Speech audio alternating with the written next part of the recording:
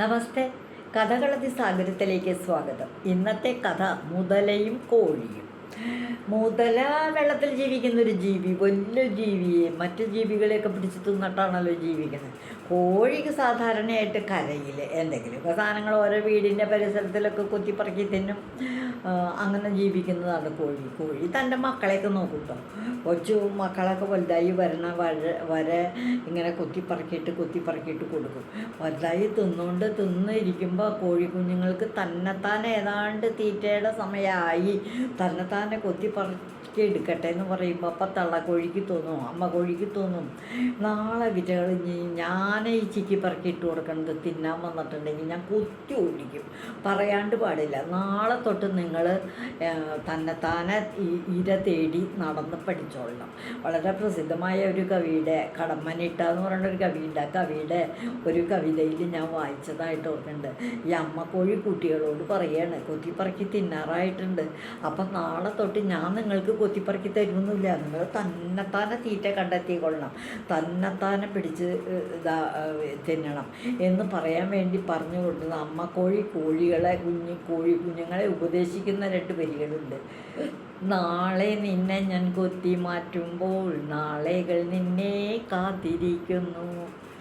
നാളെ ഞാൻ കൊത്തിപ്പറക്കിയെടുത്ത് തിന്നാൻ വന്നിട്ടുണ്ടെങ്കിൽ ഞാൻ നിന്നെ കൊത്തി ഓടിക്കും, ഉറപ്പാ. എന്തിനു വേണ്ടി? നാളെകൾ നിന്നെ കാത്തിരിക്കുന്നു. നിനക്ക് നല്ലതായ നാളെകൾ, തന്നെത്താനെ തേടിപ്പിടിച്ച് തിന്നുന്ന നല്ല ദിവസങ്ങൾ നിന്നെ കാത്തിരിക്കുന്നുണ്ട്. അത് വരണമെങ്കിൽ നീ തൊട്ട് കുത്തി തിന്ന് തനിയേ ഇര തേടി പഠിക്കണം എന്നാണ് ആ ഉപദേശം. അപ്പം ഞാൻ എന്താ പറഞ്ഞു വന്നത്, ഇപ്പോൾ മുതലയും കോഴിയും. അപ്പം മുതല ജീവിക്കുന്നത് വെള്ളത്തിലാണ് കേട്ടോ. അതിങ്ങനെ കരയിലേക്ക് കയറി വരും. അപ്പോൾ കോഴി നല്ലൊരു അമ്മക്കോഴി, തൊടുത്ത് നല്ല തടിയുള്ള, നല്ല വയറും തടിയും ഹംസമൊക്കെ ഉള്ളൊരു അമ്മക്കോഴിയാണ്. അതിങ്ങനെ തീറ്റ തേടി തിന്ന് പുഴയുടെ തീരത്തെത്തും. അപ്പം മുതലങ്ങോട്ട് കയറി വന്നു. മുതല ഈ അമ്മക്കോഴിയെ കണ്ട വഴിക്ക് വേഗം 2 ചോടം കൊണ്ട് നല്ലോണം അങ്ങോട്ട് കൈ നീട്ടിയാൽ വെച്ചതിൻ്റെ അടുത്ത് ചെന്നിട്ട്, ഞാനൊന്ന് നിന്നെ തിന്നുന്നുണ്ട്, എനിക്ക് നല്ല വിശപ്പുണ്ട്, ഇന്ന് നിന്നെ തിന്നണമെന്ന് തന്നെ വിചാരിച്ചിട്ടാണ് ഞാൻ കയറി വന്നേക്കണേ എന്ന് പറയും. ഇത് കേട്ടപ്പോഴേക്ക് തളകോഴി ആദ്യമൊന്നും ഞെട്ടിപ്പോയി കേട്ടോ. അയ്യോ, എങ്ങനെയാണ് ഞാൻ രക്ഷപ്പെടുക? മുതലപ്പം പിടിച്ച് തിന്നുമോ തന്നെ, എന്ത് ചെയ്യും എന്ത് കരുതി ഇങ്ങനെ ഒന്ന് ഭയപ്പെട്ടു. പക്ഷെ ധൈര്യം വിടാതെ കണ്ട്, ആ ഭയമൊന്നും കാണിക്കാതെ കൊണ്ട് പറഞ്ഞു, എൻ്റെ സഹോദര, നിങ്ങൾ എന്നെ ഇപ്പം ഇന്ന് തിന്നിട്ടുണ്ടെങ്കിൽ എൻ്റെ ജീവൻ പോവില്ലേ, എൻ്റെ ഇതാവില്ലേ എന്ന്. അപ്പം മുതലക്ക് ഞെട്ടൽ, ഇവളെന്താ എന്നെ ഈ തളകോഴി എന്നെ എന്താ വിളിച്ചത് സഹോദരാന്നോ? ഞാനെങ്ങനെ ഇപ്പം ഇവളുടെ സഹോദരനാവണേ? ഇനിയിപ്പോൾ എങ്ങനെ സഹോദരനാണോ? മുതലേക്കൊരു സംശയം. മുതലൊന്നും വേണ്ടിയില്ല, വേഗം വെള്ളത്തിലേക്ക് അങ്ങോട്ട് പോയി. അവിടുന്ന് അങ്ങനെ കഴിഞ്ഞു. 2-3 ദിവസമൊക്കെ കഴിഞ്ഞു. അമ്മക്കോഴി പിന്നെയും തള്ളക്കോഴിയാ പുഴയുടെ തീരത്തൊക്കെ ചിലപ്പോൾ മത്സ്യം പിടിക്കുന്നവരുടെ മത്സ്യങ്ങളെയൊക്കെ അവിടെ താഴെ പോകും. വലയിന്ന് വീണ് കിടക്കണം ചില കുഞ്ഞു മത്സ്യങ്ങളൊക്കെ ചത്ത് കിടക്കുന്നുണ്ടാവും. അതിനൊക്കെ കുത്തിപ്പറക്കി തിന്ന് അങ്ങനെ പോകുമ്പോൾ വീണ്ടും മുതലങ്ങോട്ട് കയറി വന്നു. മുതല കയറി വന്ന വഴിക്ക് അങ്ങനെ നോക്കി നടക്കുമായിരുന്നു. എവിടെ പോയി? കഴിഞ്ഞ 2 ദിവസമായിട്ട് കണ്ടില്ലല്ലോ.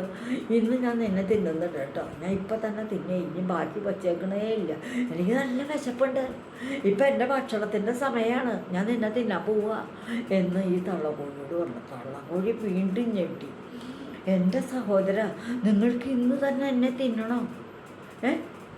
എന്താ സഹോദര ഈ പറയണേ എന്ന് തള്ളക്കോഴി അങ്ങോട്ട് ചോദിച്ചു.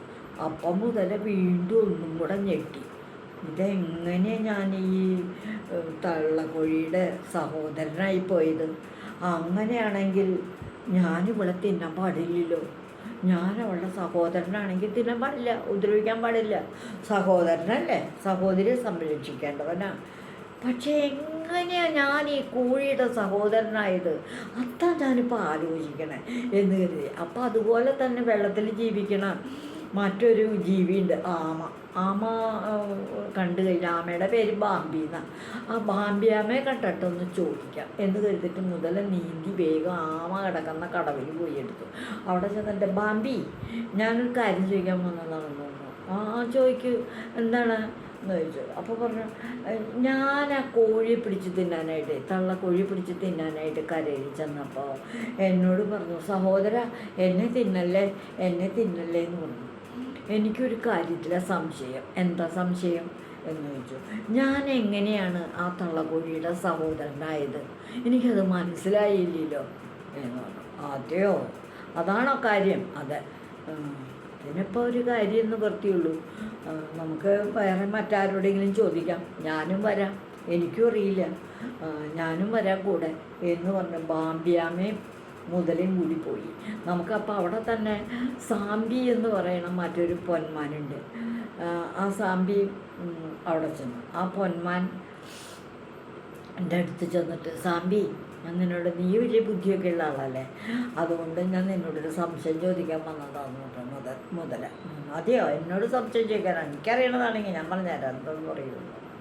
അപ്പോൾ പറഞ്ഞു, ഞാൻ ആ തള്ളക്കോഴി കൊത്തിപ്പറക്കി കുഞ്ഞു മീനുകളെയൊക്കെ തിന്ന് കരയിൽ കൂടെ നടക്കുമ്പോൾ നല്ല മുടുകൊണ്ട് തന്നെ ഇരിക്കണേ, എനിക്കാണെങ്കിൽ നല്ല വിശപ്പ്. ഞാൻ ആ തള്ളക്കോഴി പിടിച്ച് തിന്നാനായിട്ട് അവിടെ ചെന്നു. ഞാൻ പിടിക്കാനായിട്ട് ഇങ്ങോട്ട് തുടങ്ങുമ്പോൾ അവൾ എന്നോട് പറയണേ, അയ്യോ സഹോദര, എന്നെ ഇന്ന് തിന്നല്ലേ, എന്നെ തിന്നല്ലേ, എൻ്റെ സഹോദര എന്നെ തിന്നല്ലേ എന്നിങ്ങനെ പറയാം. എനിക്കൊരു കാര്യത്തിലെ സംശയം. എന്താ സംശയം? ഞാൻ എങ്ങനെയാണ് ആ തള്ളക്കോഴിയുടെ സഹോദരനായത്? ഓ, അതാണോ സംശയം? അത് ഞാൻ പറഞ്ഞുതരാം. എങ്ങനെയത് പറഞ്ഞു തരുന്നത്? മുതലമ്മാവൻ ഈ വെള്ളത്തിലല്ലേ ജീവിക്കണേ, ഈ തടാകത്തിൽ വെള്ളത്തിലല്ലേ ജീവിക്കണേ? അതെ. ആ വെള്ളത്തിൽ തന്നെയല്ലേ മുട്ടയിടുന്നതൊക്കെ? അതെ. കുഞ്ഞുങ്ങളൊക്കെ മുതല പ്രസവിക്കുന്നത് അവിടെയല്ലേ, കുഞ്ഞുങ്ങളെയൊക്കെ പ്രസവിക്കണേ? അതെ, വെള്ളത്തിൽ തന്നെയല്ലേ? അതെ. അതുപോലെ ഈ ആമ എവിടെയാണ് മുട്ടയിടുന്നത്? വെള്ളത്തിൽ. ഞാനെവിടെയാണ് മുട്ടയിടുന്നത്? വെള്ളത്തിൽ തന്നെ. അപ്പോൾ നമ്മളൊക്കെ സഹോദരങ്ങളല്ലേ? ആണോ? നിങ്ങളെങ്ങനെ സഹോദരങ്ങൾ? അപ്പം ഞങ്ങളെയൊക്കെ തിന്നാൻ പാടുമോ? ഇല്ലല്ലോ. അതുപോലെ തന്നെ ഈ കോഴി നിങ്ങളുടെ സഹോദരനല്ല, പമ്പര വിഡ്ഢി. മുതലച്ചേട്ടൻ പമ്പര വിഡ്ഢിയാണ്. അങ്ങനെയൊന്നും ചെയ്യല്ലേ, ഈ ദൗത്യത്തിൽ നീ പരാജയപ്പെടും. ഞാൻ അവിടെയൊക്കെ ചെന്ന് ചോദിക്കുക, ആരുടെയെങ്കിലും ഈ കാര്യം ചോദിച്ചാൽ മഹാമോശമാകും. നിനക്കൊരു ചുക്കും അറിയില്ല, നിൻ്റെ അറിവില്ലായ്മ മറ്റുള്ളവരെ അറിയില്ല. നിനക്ക് അറിഞ്ഞൂടെ, താറാവ് വെള്ളത്തിൽ ജീവിച്ച് മുട്ടയിടുന്നു, ആമ അതുപോലെ, ഞാനും മുട്ടയിടുന്നുണ്ട്. എൻ്റെ നിസ്സാരനായ സുഹൃത്തേ മുതലച്ചേട്ടാ, ഒരു കാര്യമാണ്. അങ്ങനെ നോക്കുമ്പോൾ നമ്മളൊക്കെ സഹോദരങ്ങളാണ് അല്ലേ? അപ്പോൾ പരസ്പരം തിന്നാൻ പാടുണ്ടോ? അത് ശരി, എനിക്ക് ഇപ്പോഴാണ് കാര്യം മനസ്സിലായത്. അപ്പോൾ ഈ കോഴി മുട്ടയിടുന്നത് കരയിലാണല്ലോ. കരയിൽ നിന്നായാലും മുട്ടയിടുന്നില്ലേ? മുട്ടയിട്ടിട്ടല്ലേ കുഞ്ഞുങ്ങളുണ്ടാവണേ? അതെ.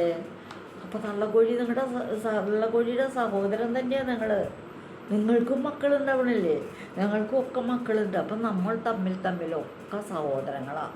അപ്പം നിങ്ങൾക്ക് എൻ്റെ മുതല ചേട്ടാ, നിങ്ങൾക്ക് പിടക്കോഴി തിന്നാൻ പാടുമോ? തള്ളക്കോഴി തിന്നാൻ പാടുമോ?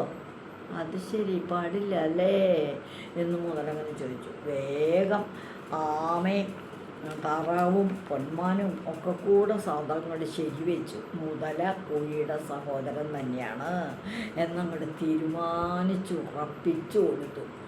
അതിന് ശേഷം മുതല പെടക്കോഴികളെ തിന്നേയില്ല. കോഴികളെ പിന്നീട് പിടിച്ച് തിന്നാറേയില്ല. അതാണ് മുതലയും കോഴിയും എന്നുള്ള ഈ കഥ. ഇതുവഴി വന്നാലും ഇത്തിരി നേരമിരുന്നാലും കഥകൾ കേട്ടാലും കളിയായി പറയും കഥയാണേ, കാര്യം പറയും കഥയാണേ. നന്ദി.